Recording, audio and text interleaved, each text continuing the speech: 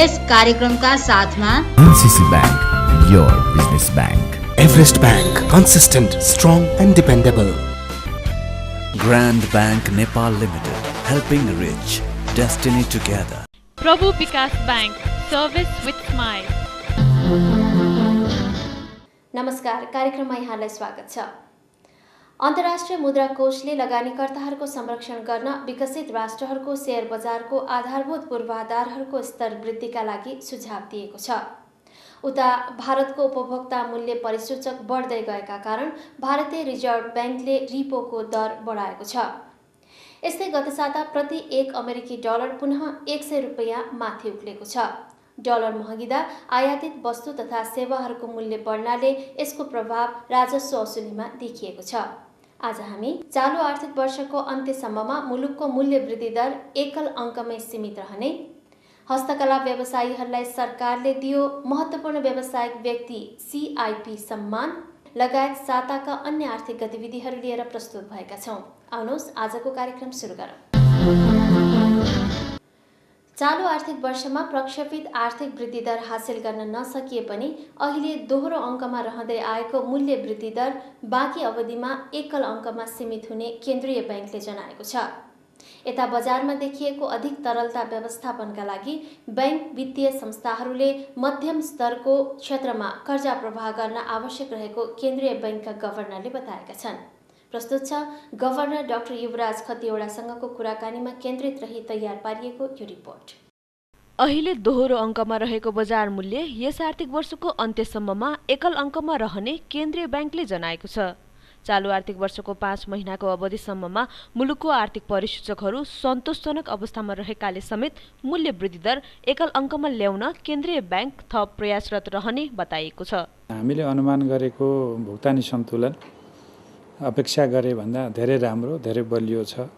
खास गरी वस्तु व्यापारमा उल्लेख्य सुधार हुन नसके पनि सेवा व्यापारमा र रेमिटेन्समा भएको प्रगतिले गर्दाखेरि भुक्तानी सन्तुलन अझ बलियो हुने स्थिति देखिएको छ। मूल्यमा केही चाप छ।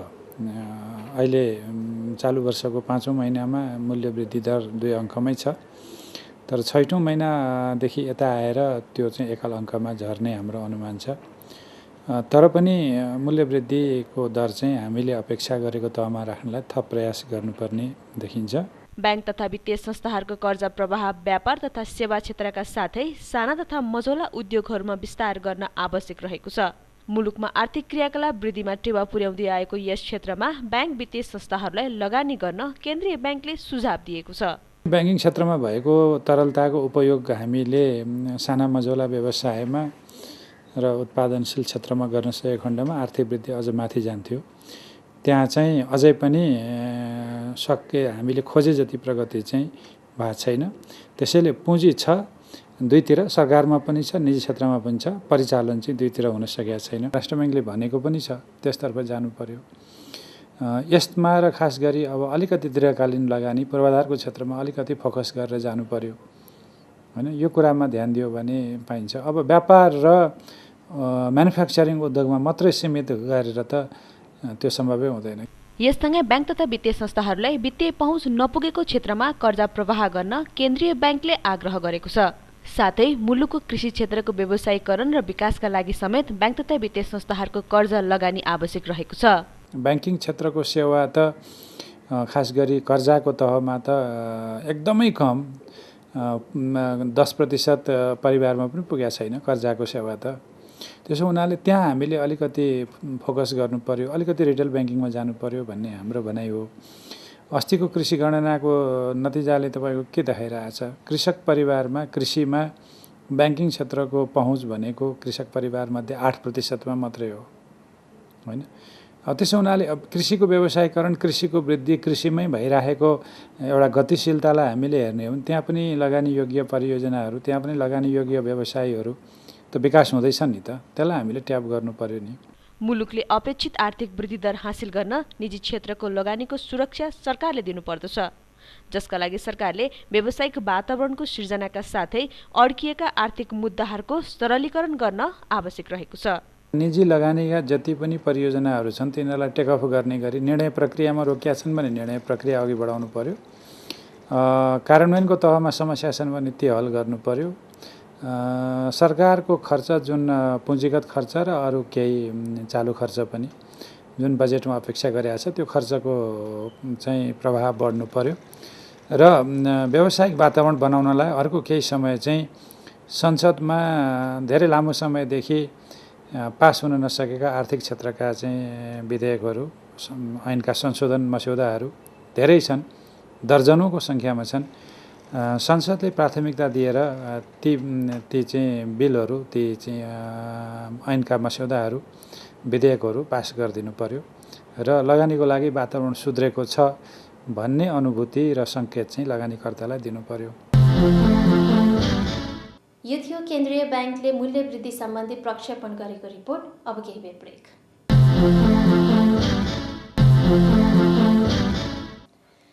विवाहको मौसम नजिकिँदै गर्दा सुनको मागमा आएको वृद्धिले पछिल्लो 1 महिना यता स्थानीय बजारमा सुनको मूल्यमा समेत वृद्धि देखिएको छ। शेयर बजारको वृद्धिको क्रमसँगै नेप्सेमा सूचीकृत कम्पनीहरूमध्ये 2 कम्पनीहरू नेशनल हाइड्रो पावर र एसएनबी डेभलपमेन्ट ब्याङ्कको मात्र बजार मूल्य अङ्कित मूल्यभन्दा कम रहेको छ। थप सामग्री सहितको प्रस्तुति अबको पालो बिजनेस राउन्डअप। मुलुकको आर्थिक क्षेत्रको विकासमा योगदान पुर्याउने 15 विधाका 34 व्यक्तित्वहरूलाई सरकारले महत्त्वपूर्ण व्यावसायिक व्यक्ति सम्मान प्रदान गरेको छ। विगत 2 आर्थिक वर्षमा मुलुकको वस्तु तथा सेवाहरू निर्यात गर्ने, वैदेशिक मुद्रा आर्जनमा सहयोग गर्ने, बढी राजस्व तिर्ने जस्ता कार्य गर्ने व्यक्तिहरूलाई सरकारले उक्त सम्मान दिएको हो। एवार्डले चाहिँ अझै हामीलाई इन्करेज चाहिँ गर्नेछ। जहाँ चाहिँ भन्नाले आइएमईको सर्भिस नपुगेको चाहिँ कन्ट्रीहरू चाहिँ छ त्यहाँ चाहिँ सर्भिस विस्तार गर्नलाई चाहिँ यसले चाहिँ अझ सपोर्ट चाहिँ गर्नेछ र ताकि यसले चाहिँ यो ब्याङ्किङ च्यानलबाट चाहिँ विदेशी मुद्रा भित्राउनलाई चाहिँ एकदमै सपोर्ट चाहिँ गर्छ भन्ने चाहिँ मलाई चाहिँ लाग्छ। यो एउटा सरकार र प्राइभेट सेक्टर बिचको एउटा कोसेडेङ्गोको रूपमै साबित हुन सक्छ र भोलिका दिनहरूमा प्राइभेट सेक्टर र सरकारसँग मिलेर काम गर्ने एउटा चाहिँ टिमवर्कको कामहरू हुन्छ भन्ने हामीले लागेको छ। यस सम्मान प्राप्त गर्ने व्यक्तित्वहरूले विमानस्थलमा भिआइपी कक्षको सुविधा पाउने, उच्च स्तरीय सरकारी प्रतिनिधिहरूसँग सहज भेट गर्न सक्ने, सार्क राष्ट्रमा प्रवेशका लागि सार्क स्टिकर भिसा सुविधा लगायतका सुविधाहरू पाउनेछन्। यस्तै उक्त सम्मान पाउने विदेशी नागरिकको हकमा व्यवसायी प्रतिनिधि हुन पाउनेछन्। अर्थमन्त्री शङ्कर प्रसाद कोइरालाले मुलुकको व्यापार घाटा कम गर्न औषधिजन्य वस्तुमा आत्मनिर्भरता बढाउनु पर्ने बताउनु भएको छ। उक्त कुरा अर्थमन्त्री कोइरालाले देउराली जनता फार्मास्युटिकल्स प्राइभेट लिमिटेडको 23औं वार्षिक उत्सवको कार्यक्रममा बताउनु भएको हो। यस्तै अर्थमन्त्रीले औद्योगिक व्यवसाय ऐन लागूमा प्रतिबद्ध रहेको र यस ऐनको कार्यान्वयनपछि निजी क्षेत्रको लगानी सुरक्षित हुनेमा प्रकाश पार्नु भएको छ। यस देउराली जनता फार्मास्युटिकल्सले हाल मुटु रोग, नशा सम्बन्धी रोग, मधुमेह, चर्मरोग लगायत नेपालमा देखा पर्ने सबैजसो रोगहरूका लागि विभिन्न 210 थरीका औषधि उत्पादन गर्दै आएको छ। यस औषधि उद्योगले आइएसओ 14001 र आइएसओ 9001 को प्रमाणपत्र र डब्ल्युएचओ जीएमपी प्रमाणपत्र प्राप्त गरिसकेको छ। देउराली जनता जहाँ पुगेको छ त्यसमा हामीले चाहिँ सन्तुष्ट गर्नुपर्ने हामीलाई लाग्छ। हामी यति कठिन परिस्थितिमा पनि राम्रो काम गर्दै इमान्दारितापूर्वक आफ्नो व्यवसायलाई संसारका राम्रा कम्पनीहरूले गरे सरहको गराउन सक्षम भयौँ, राम्रो औषधि उत्पादन गर्न सक्यौँ, नेपालमा प्रविधिको विकासमा धेरै ठुलो चाहिँ कन्ट्रिब्युट गर्न सक्यौँ। ती सबै कुराहरूलाई हेर्दा हामीले धेरै राम्रो काम गऱ्यौँ। तर लस्ट अपर्च्युनिटिजहरू हामीले जुन मौका गुमायौँ त्यसलाई हेर्ने हो भने हाम्रो सबैभन्दा प्रोडक्टिभ पिरियडमा सबैभन्दा बढी काम गरेर इनोभेसन गर्न सक्ने आफ्नो समयमा हामीले जति गर्न सक्थ्यौँ त्यसको धेरै सानो अंश मात्रै हामीले प्राप्त गर्न सक्यौँ। हाल नेपाली बजारमा स्वदेशी औषधिहरूको हिस्सा 40% रहेकोमा कम्पनीले आफ्नो क्षमतालाई थप विस्तार गरी गुणस्तरीय उत्पादनमा जोड दिने बताएको छ। कम्पनीले हाल 90 करोड रुपैयाँको लगानीमा नवीनतम विज्ञान प्रविधिको सहयोगमा औषधि उत्पादन गर्दै आएको छ। नेपाली जनतालाई चाहिने उच्च गुणस्तरका औषधिहरू अफोर्डेबल प्राइसमा नेपालमै उत्पादन गरेर नेपाली जनतालाई दिने प्रयत्न गर्नेछौँ भने अर्कोतर्फ अहिलेको विश्व परिवेश संसारकै बजारहरू बिस्तारै इन्टिग्रेट हुँदै गइरहेको परिवेशमा हामीले बनाएका प्रडक्ट्सहरू हाम्रा औषधिहरूलाई चाहिँ संसारका विभिन्न मार्केटमा लगेर आफ्नो कम्पनीलाई र नेपाललाई पनि चिनाउन हामी प्रयत्नशील छौँ र हामी आशा के गरिरहेछौँ भने अर्को 1-2 वर्षको पिरियडमा हामी नेपालमा बनेका औषधिहरूलाई विश्व बजारमा हामी लान सकौँ र त्यतातर्फ नेपाली जनताको आशीर्वाद हामीलाई लागोस् भन्ने हामीलाई लाग्छ। कम्पनीको 23औं वार्षिक उत्सवको अवसरमा कम्पनीमा कार्यरत कर्मचारीहरूलाई कदर पत्र प्रदान गरिएको थियो। कम्पनीमा हाल प्रत्यक्ष रूपमा 350 जनाले रोजगारी पाउँदै आएका छन्। लेखा व्यवसायीहरूले तयार गर्ने वित्तीय प्रतिवेदनहरू पारदर्शी तथा विश्वसनीय हुनुपर्ने अर्थमन्त्री शंकर प्रसाद कोइरालाले बताउनु भएको छ। नेपाल चार्टर अकाउन्टेन्ट संस्था आइक्यानको 17औं वार्षिक उत्सव कार्यक्रममा अर्थमन्त्रीले उक्त कुरा बताउँदै चार्टर अकाउन्टेन्टहरू थप मर्यादित बन्नुपर्नेमा जोड दिनु भएको छ। विश्वव्यापी रूपमा अवलम्बन गर्दै आएको अन्तर्राष्ट्रिय वित्तीय प्रतिवेदनमान IFRSलाई यसै वर्षदेखि नेपालमा लागू गर्न सरकार तथा नियामक निकायहरूको भूमिका आवश्यक रहेको संस्थाका अध्यक्ष महेश गुरागाईले कार्यक्रममा बताउनुभयो। यस्तै कार्यक्रमकै अवसरमा उत्कृष्ट विद्यार्थीहरूलाई पुरस्कार वितरण गरिएको थियो। सानिमा बैंक लिमिटेडको प्रमुख कार्यकारी अधिकृतको पदमा भुवन दाहाल नियुक्त भएका छन्। यसअघि दाहाल सोही बैंकमा नायब प्रमुख कार्यकारी अधिकृतको पदमा थिए। आफ्नो नियुक्तिसँगै दाहालले बैंकको लगानी जोखिम व्यवस्थापनमा जोड दिँदै आफ्नो सेवालाई थप सुदृढ पार्ने बताएका छन्। सानिमा बैंकको एउटा राम्रो टिम छ र सानिमा बैंकको यहाँले की प्रुडेन्शियल प्यारामिटर्सहरूमा त इन्डिकेटर्सहरू हेर्नु हो भने चाहे त्यो क्यापिटल एडिक्वेसी रेसियो होस्, चाहे एनपिए होस्, चाहे रियल इस्टेटमा भएको हाम्रो एक्सपोजर होस्, चाहे लिक्विडिटी रेसियो होस्, यो सबै रेसियोमा Sanima bank is one of the best in the industry. उहाँले यो जुन सानिमाको स्ट्रेन्थ छ त्यसलाई कायम राख्दै अब हामीले चाहिँ ब्यालेन्स सिटको साइज जुन ग्रो गर्नुपर्ने छ त्यो ग्रो गर्नेतिर हामीले विभिन्न स्ट्राटेजीहरू चाहिँ हामीले लिएका छौँ। यो आउँदा दिनहरूमा यहाँले देख्दै जानुहुन्छ। मैले त्यो धेरै बोल्नुभन्दा पनि गरेरै देखाउँ भन्ने मेरो सोच हो। त्यसैले म धेरै यहाँलाई भन्न चाहन्न। यसमा हामीले के गर्दैछौँ भन्ने कुरो आउँदा दिनहरूमा यहाँले हाम्रो एक्सन्सबाट, हाम्रो रिजल्ट्सबाट, हाम्रो ब्यालेन्स सिटको साइजबाट देख्नुहुनेछ। बैंकले चालू आर्थिक वर्षको दोस्रो त्रैमासिकमा 19 करोड रुपैयाँ खुद मुनाफा आर्जन गरेको छ, जुन यस वर्षको पहिलो त्रैमासिक भन्दा 56% बढी हो। समीक्षा अवधिमा बैंकले 18 अर्ब 88 करोड रुपैयाँ निक्षेप सङ्कलन गरी 17 अर्ब 70 करोड रुपैयाँ कर्जा प्रवाह गरेको छ। यस्तै बैंकले आगामी दिनमा प्रविधिमा आधारित बैंकिङ सेवा दिने बताएको छ। कस्टमर टेक्नोलोजी युज गरिरहेछ, हामीले टेक्नोलोजी युज गरेनौँ भन्नु भने त हामी will be outdated, will not be updated भन्ने हिसाबले नै बैंकहरूले चाहिँ आफूलाई चाहिँ कस्टमर फ्रेन्डली हुनको लागि पनि टेक्नोलोजी सबै अहिले गाउँ घर घरमा मान्छेले मोबाइल युज गरिरहेछन्। अहिले मोबाइल ब्याङ्किङ नदिने हो भने पछाडि पर्न सकिन्छ है भन्ने हिसाबले चाहिँ ब्याङ्कहरूले त्यो टेक्नोलोजी नयाँ टेक्नोलोजी रिलेटेड प्रोडक्टहरू इनोभेसन गरिरहेछन्। तर साथसाथै हामीले के फोकस गर्नुपर्ने हुन्छ भने त्यसमा हुने सेक्युरिटी फिचर्सहरूमा चाहिँ वी सुड नट कम्प्रोमाइज। किनभने टेक्नोलोजीमा त अब जहाँबाट पनि यसका समस्याहरू ह्याकिङ हुनसक्ने, त्यसमा चाहिँ प्रब्लम हुनसक्ने विभिन्न इस्युजहरू हुनसक्छ भने त्यसलाई चाहिँ एड्रेस गर्ने किसिमको चाहिँ सेक्युरिटी मेजर्सहरू चाहिँ हामीले अडप्ट गर्नुपर्छ। त्यो साइड बाई साइड गयो भने मलाई लाग्छ समस्या त आउला नि, समस्यासँग भाग्नु त भएन, we have to face it. यस सानिमा बैंकको हाल मुख्य कार्यालय सहित 27 शाखाहरू सञ्चालनमा रहेका छन्।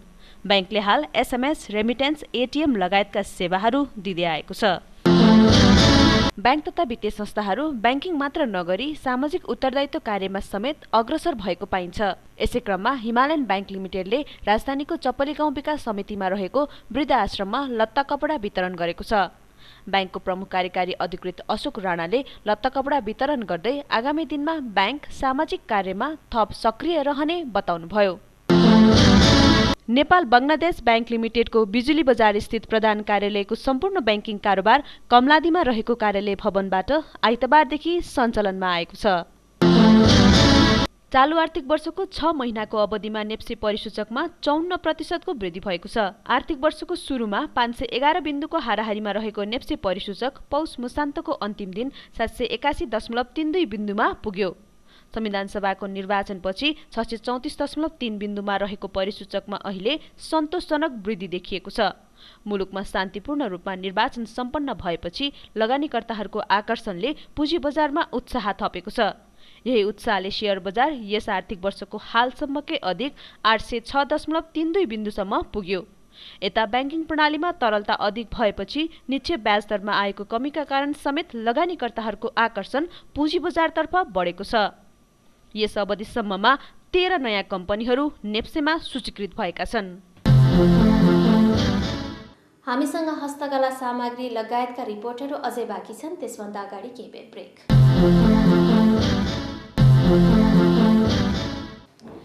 सरकारले प्रदान गर्ने महत्त्वपूर्ण व्यावसायिक व्यक्ति CIP सम्मानबाट हस्तकला व्यवसायीहरू पनि सम्मानित भएका छन्। यो सम्मानसँगै हस्तकला सामग्रीहरूको निर्यात व्यापारमा अझै वृद्धि हुने व्यवसायीहरूले बताएका छन्। प्रस्तुत छ छोटो रिपोर्ट। हस्तकला वस्तुहरूको उत्पादनलाई व्यावसायिकता प्रदान गरी मुलुकको निर्यात बढाउने उद्देश्यले स्थापना भएको नेपाल हस्तकला महासंघलाई सरकारले महत्त्वपूर्ण व्यावसायिक व्यक्ति 2070बाट सम्मानित गरेको छ।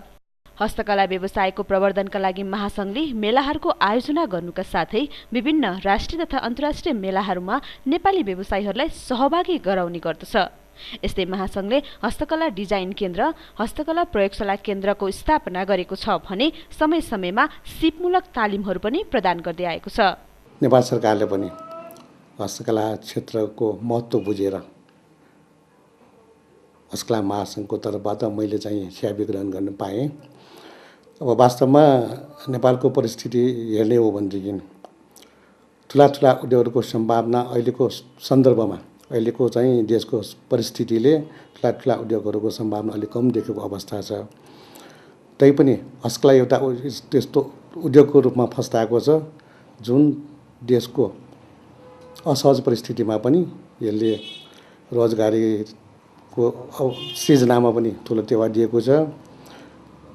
विदेशी व्यापारमा पनि ठुलो सहयोग गरेको छ र गरिबी निवारणमा पनि यसले ठुलो सहयोग गरेको छ। यस्तै मुलुकको कुल निर्यातको करिब 13% हिस्सा ओगटेको र हस्तकला उत्पादन मध्येकै एक पश्मिनाको निर्यात गरी मुलुकको अर्थतन्त्रमा पुर्याएको सहयोगको कदर स्वरूप सरकारले पश्मिना व्यवसायीहरूलाई पनि सम्मान गरेको छ। यो सम्मानले एउटा चाहिँ व्यवसायीहरूलाई के एउटा चाहिँ विश्वास चाहिँ पैदा भएको छ भने कि राम्रो काम गरेपछि राज्यले नै सम्मान गर्नु रहेछ र खास गरेर अझ जो एक्सपोर्ट सेक्टरमा चाहिँ लागेका चाहिँ व्यवसायीहरू छन् उहाँहरूको अझ ठुलो चाहिँ योगदान हुने कारणले गर्दाखेरि जुन अहिले चाहिँ सरकारले यो CIP व्यवसायीलाई चाहिँ दिएको छ अथवा हामीलाई दिएको छ, हामी धेरै गौरवान्वित छौँ। CIP अवार्ड जुन सरकारले दिनु एउटा व्यवसायलाई जुन हौसला दिनुभएको छ, यसले चाहिँ साँच्चै नै एउटा भित्रैबाट चाहिँ अब चाहिँ निर्यात व्यापारलाई चाहिँ कसरी अझ अगाडि बढाइ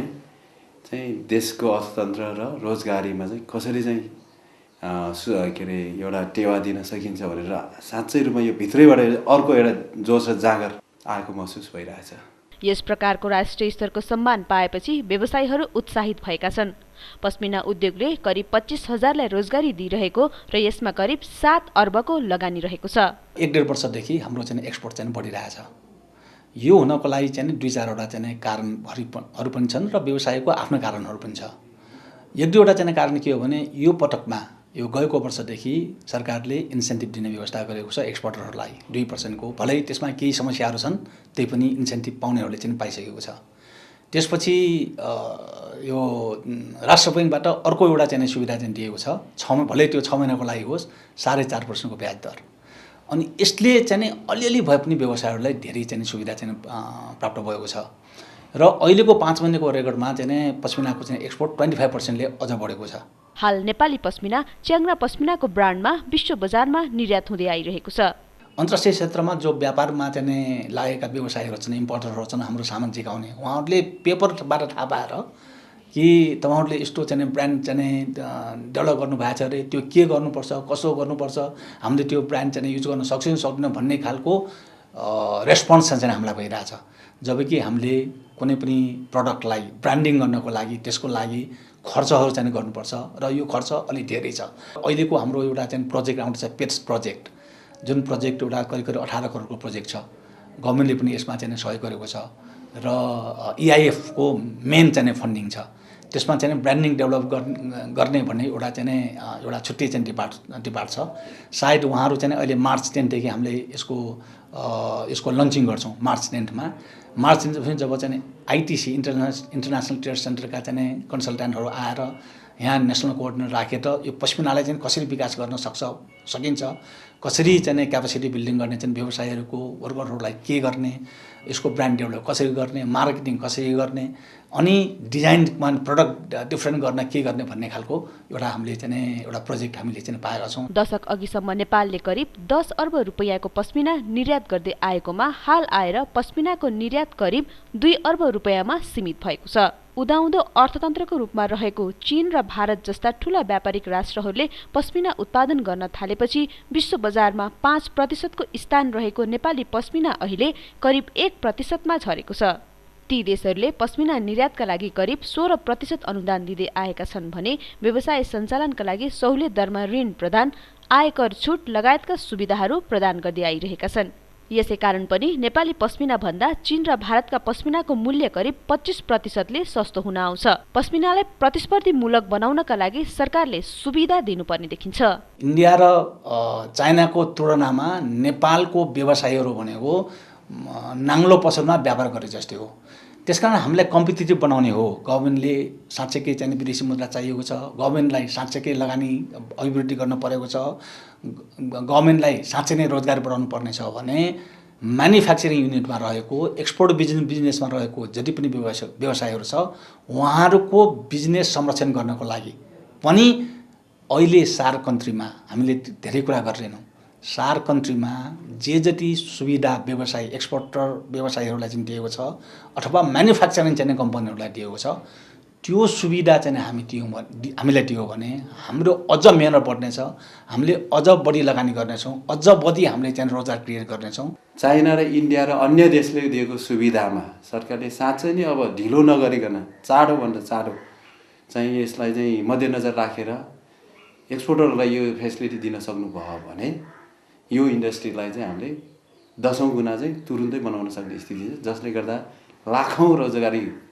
सिर्जना हुने, तपाईँको बिलियन्स अफ डलरको मुद्रा वैदेशिक मुद्रा आर्जन गरी ब्यालेन्स अफ पेमेन्टमा त्यसलाई एकदम राहत उपलब्ध हुने र यसले चाहिँ समग्र देशको अर्थतन्त्र नभइकन आफ्नै देशमा रोजगारी सिर्जना गरी एउटा होल देशकै एउटा सामाजिक जुन इम्प्याक्ट छ नि, सोसियल इम्प्याक्टमा पनि यसले चाहिँ धेरै नै राम्रो असर पुर्याउन सकिन्छ भन्ने हामीलाई ठुलो आशा छ।